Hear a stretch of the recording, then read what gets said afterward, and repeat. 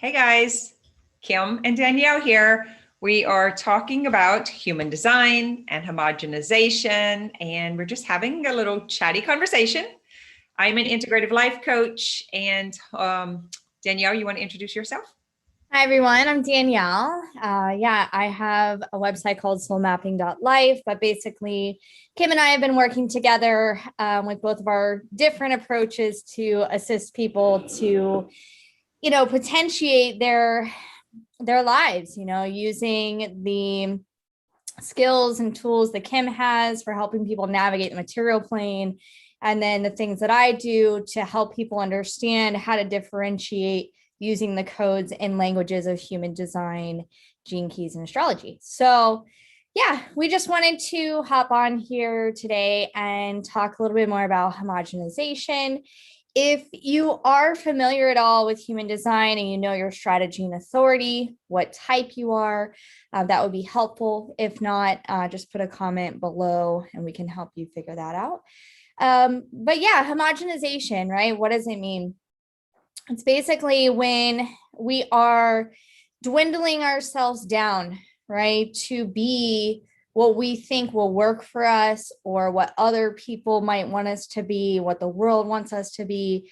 It all comes from conditioning, right? So the world is homogenized, like so much about this world, especially when you think of the collective or, any big group activities or things like that. It's kind of like everyone is meant to operate kind of similarly, and all of that. So this is the opposite of where we are going as individuals, right? And here to be differentiated and in our own authorities. So I thought that would be a good topic today. Yeah, and with good reason though, right? Because like I had five kids and I kind of had to homogenize them in order to run the ship. So I can relate to it so that there can be some control or some consistency or like, hey, there's a business here, this business of the world.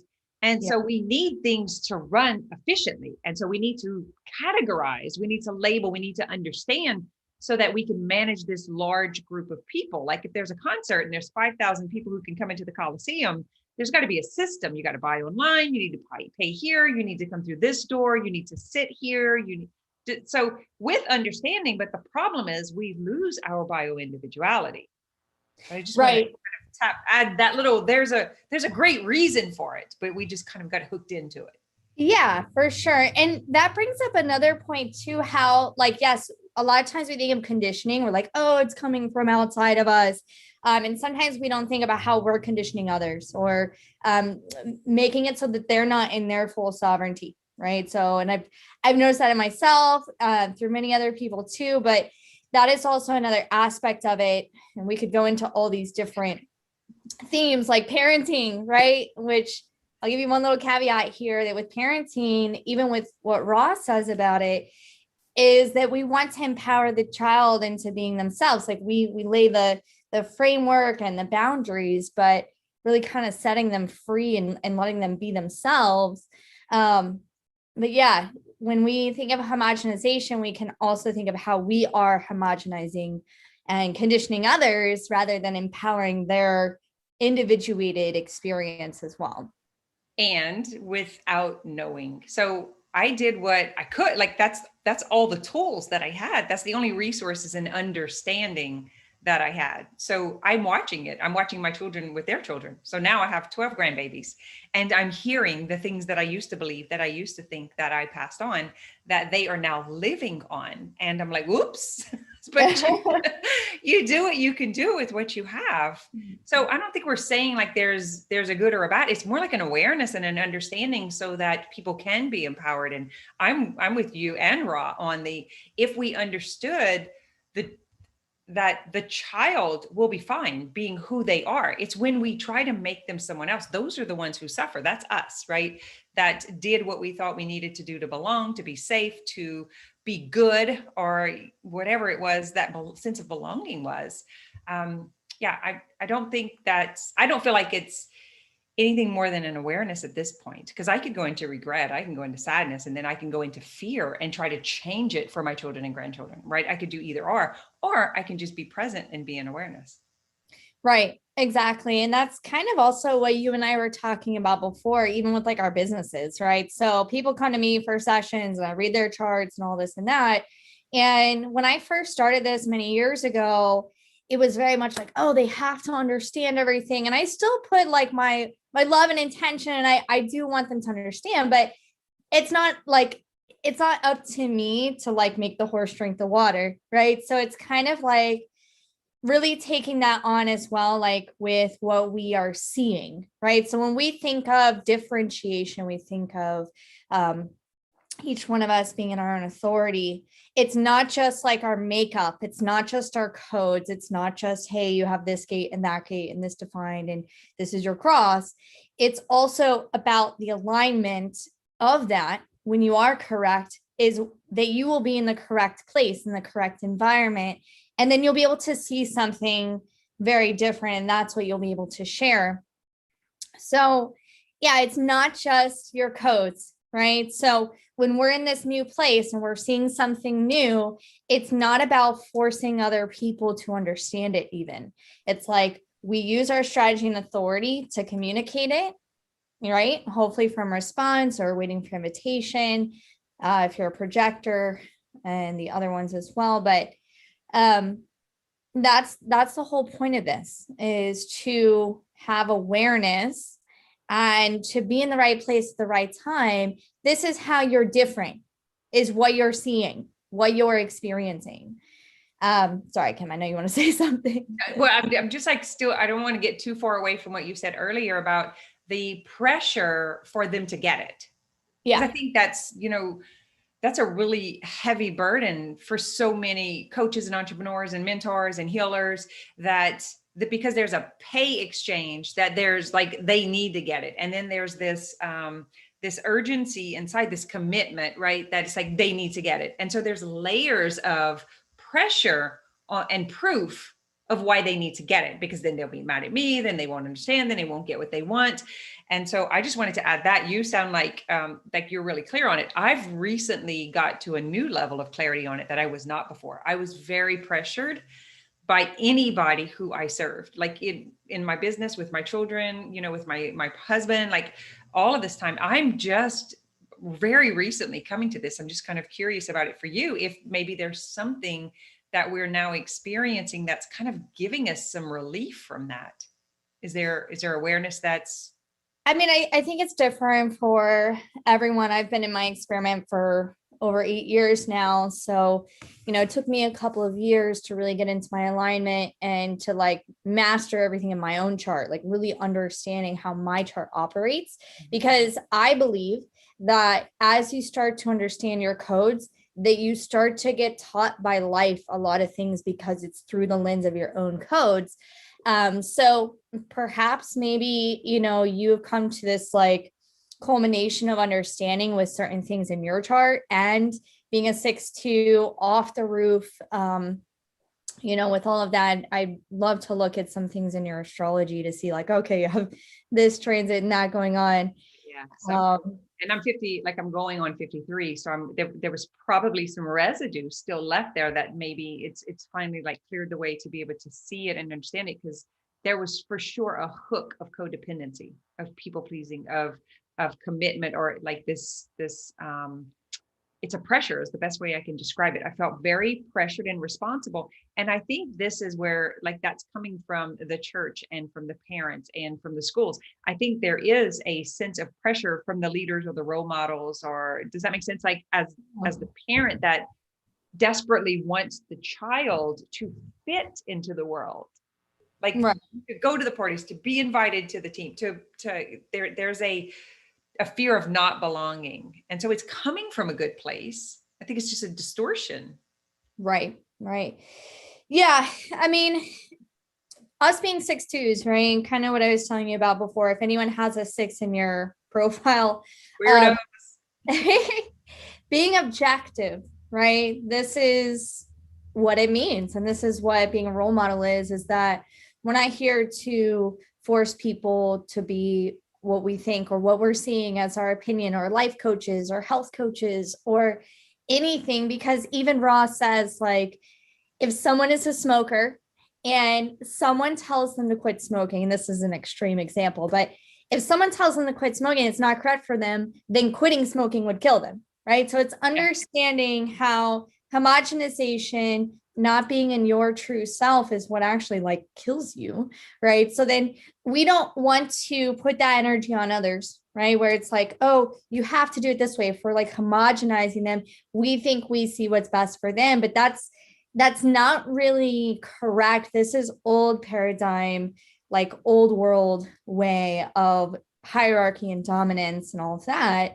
So objectivity, right? We can share with people what we see, and then let it go, right? And only share if it's like either coming from response or you're waiting for the invitation or it's invited. But if we get into those situations where we're sharing what we see and we're meeting a lot of resistance, that is an indication that maybe you shouldn't be sharing it. Like it's like to that person, right? It wasn't timed right. The geometry isn't right. And for them, maybe it's for you to work through it. I call it like throwing diamonds to the swine, kind of like you're trying to force this information that came clear for you to someone. And the analogy I used last week was like we're on a track and there's 6 lanes and we're on this lane and someone else is on this lane and our view is different and the pavement is different. And when we're trying to have a conversation and there's no synchronicity, there's no understanding because we're speaking 2 different languages. Not bad or wrong, not one higher than the other. It's just two different perceptions in that moment. It could change, but in that moment. And so I definitely felt that. So I can relate to everything you're saying right now. Yeah. And, you know, Kim, like I said before, like I had experienced a lot of this stuff, like when I first started doing sessions where I just wanted to share with everyone because it's like, oh my God, we figured out so much about life and this could change your life. And oh my God. And now even people that I know very closely to me, like even my boyfriend, even like my parents, right? They don't really know about this stuff. You would think that people closest to me, I am like an uber geek nerd on like astrology and human design and all these codes. And this is like what I do. And like people closest to me don't really know that much about it because they either they haven't asked, because I don't share, I'm a generator. I'm not going to tell you this stuff unless you ask. Even my closest people, you know what I mean? So like that's from my own learning, you know, where I'm like, ooh, I don't want to try to share because then I'm going to have to waste energy trying to prove, whatever it is. I'm just coming to that. I want you to know I'm just coming to that. So kudos to you. I've gotten glimpses of it in the past, but I mean, I went down a rabbit hole with it again. And there's a bias with people who know, like, and love us. And so they're looking or hearing us through the perception or the lens of how they identify us. Mm-hmm. And so if it's a sister or if it's a childhood friend or a parent, or like, that's what I've noticed because like, thank God we have each other to geek out, you know, and we have the handful of clients who are like, no, tell me more, you know, and so that we can like play with this. Cause I can get caught up and I know you can too, like 3, 4, 5 hours of just like, whoa, like everywhere is holy cow, highlighting. And I remember seeing it there and going, pull this up. And, you know, if someone's in that energy, they are just like, oh my God, this is so fascinating. But when they're with their family having a barbecue in a different world, and then they walk into this, they're just like, I'm out. Yeah. It's so weird. It's something that it's kind of just like brings you in. And then there's this, and then it's how to leave that depth and then come back into the material plane. But as I'm saying it, I'm thinking that's my cross. Yeah. So interesting. How do I maneuver this in the material world? Yep.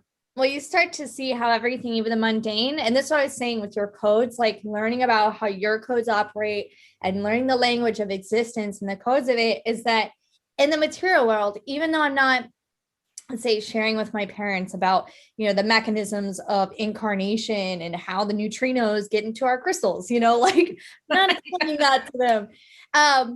I am witnessing so much, and like through my own codes, and especially through my parents, because I do have their charts, you know, and just about my childhood and all this stuff, that it really you start to see even more clearly how your mechanisms operate, how life operates. So even though you're not explaining all that stuff to them, it's like a witnessing process. And this is what being a clear sovereign being is, who has clear outer authority, right? Because that's what we're here to do, is share and express and commune in this really deep way. And this is about being objective and sovereign and, really just being a witness, right? We're not here to force and take everything so seriously, and because we meet resistance. I think we can talk about this in the diet industry, in the health and wellness industry, in relationship, in business, and there's, I mean, because it's everywhere, right? The coach who has figured out how to make $1 million suddenly has the secret for everyone else. And I was on a call a few weeks ago, and the comment was, everyone knows within 3 minutes, and you just got to decide and do. That's being a CEO of your business. And I mean, just like, and I left the call. Because I was like, 50% of these people are emotional authority. That's a lie. That is not correct for them. And they are going to try to go and do that. They're going to enter correctly. And then so I was annoyed by that. And I was like, let me just get out of here and not come back. Yeah.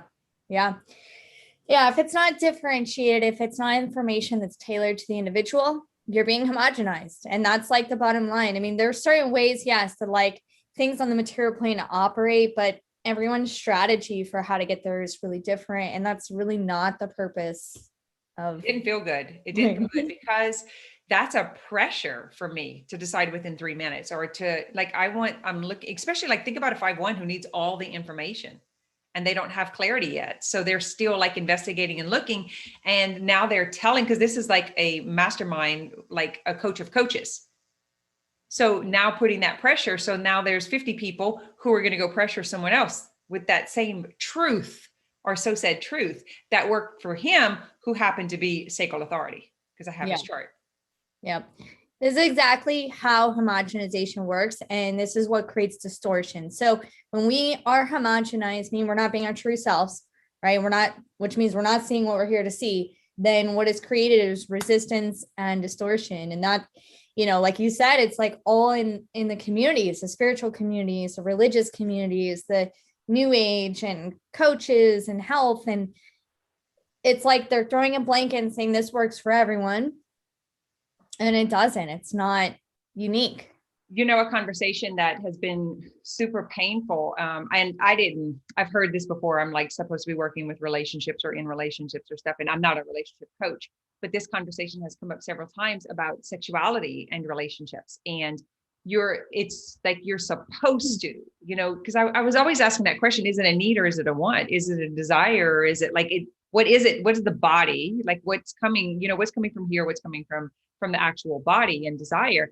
And I've done enough intensive coaching with enough people, coaches that I've hired, as well as working with coaches, to realize that I've probably heard about 50-50 about it being correct or not correct, according to if someone is pleasing you sexually, that responsibility coming from someone else, or, and I thought that was really interesting how it applies so much pressure and judgment in the relationship, expecting another individual to be what society says. You should be horny, you should be whatever at this age, or you should desire more, and that's really intimate, personal, and painful. Yeah. For someone being told that. And the sexual codes, even like the sexual gates, the way that we can look through human design, it shows us that it's genetic, right? That even how we have sex, what we find attractive, what we're connected to, which connection is actually conditioning. Conditioning is not bad, but the sparks and the chemistry that we feel are from connections. The sexual energy is actually all you can be compatible sexually or not, right? It's in the codes. And you might try to okay, well, maybe I'll try to do this or that. And, for those of us that have had sex with more than one person in our life, you'll see that some people there's a connection with, and some people it's oh, what is this? Yeah. And others that I've met people who were just, met someone, whether it was a one night stand or just a short relationship, and or cannot get rid of, they are so sucked in by it. they can't break away from it. I was at Serenbe and met someone out, she was from another country and just happened to be in the waiting room whenever I got there. And so we had conversation and she was sharing a story, someone she had met and they were sexual. And she was like, she said it had been around 18 months. She was tortured by this desire that she's like, I have to have it. It did something. It pulled something from her. I was like, this is so fascinating. It'd be so interesting to look at the dynamics that played out. Yeah, the first thing that came to my mind is like, okay, does she have the 30th gate and does she have an open sacral? Because there are lots of things that you can see. You can see like sex addicts potentially, or like different kinky things, or masturbate. Like you can see it like in a chart, like a probability of that. She said she had never been swooned that way before. Like she was like, I wish I would have never met him. I wish it would have never happened. I am like, she's like, I'm like purgatory. Yeah. She's like, it just sucked me in and it's like, it's controlling me now. Yeah. Well, and I think the sexual stuff too is really interesting because, how often are we actually able to be fully open, right? In a sexual encounter? I personally have experienced it and I wasn't always like that. I'm a 6'2".